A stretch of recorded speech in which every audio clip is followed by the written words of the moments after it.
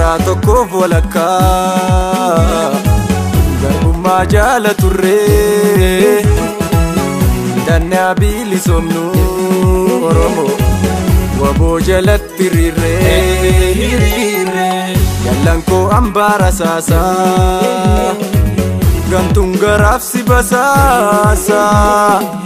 lolii nu jirra si faana dinnaan irra dhangalaanaa.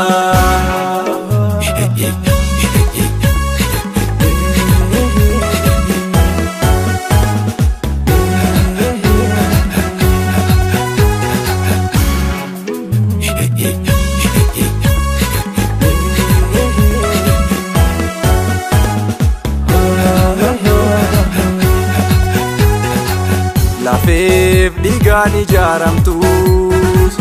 waboo abdii bilisummaa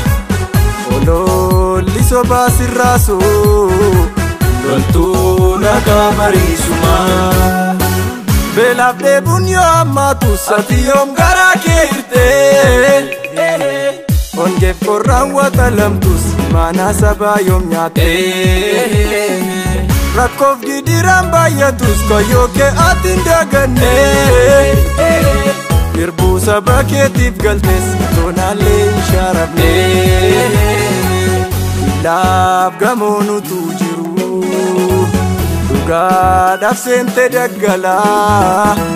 waboo kootoo ati jirtu gadheen maanurra maggalaa.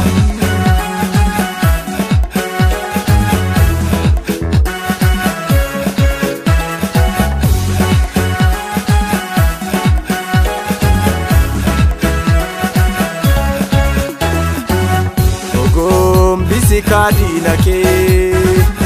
tokkichi kee kuma fixaa jabeeffadhu kaadhannoo kee ilaalawwadhu doolitaa kanaan oleef kan caalaan koo hin baafannee gumaa keenyaa har'as nutti dabalanii fayyinee madaan keenyaa itti muddi kaawwa bookoo yaa abdii saba Oromoo faayidaa mataa keef jettee atiin gurgurree kaaqomoo alaabaa kee ol kaafadhu mataa kaliif wambaratti walloos nuuf deebisi waboo Oromiyaa jalatti.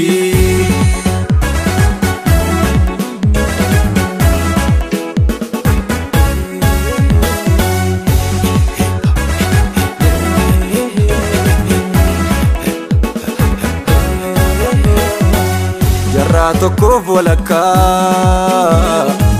garbummaa jaala turree dannaa bilisomnu Oromoo waboo jalatti hiriirree yallan koo ambaara saasaa gantuun garaaf si basaasaa lolii nu jirra si faana dinnaan irra dhangalaanaa.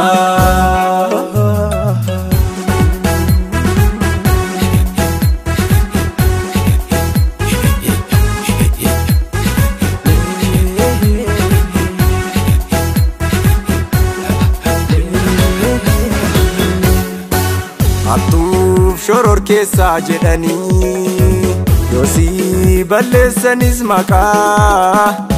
ati saba keef qabsoofte waboo hojjetee taseenaagaa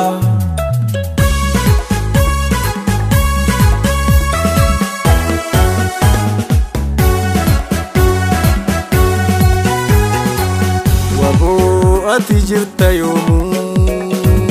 kaayoo uummata kee baattee teetu mul'atta waboo biiftuu samii taatee.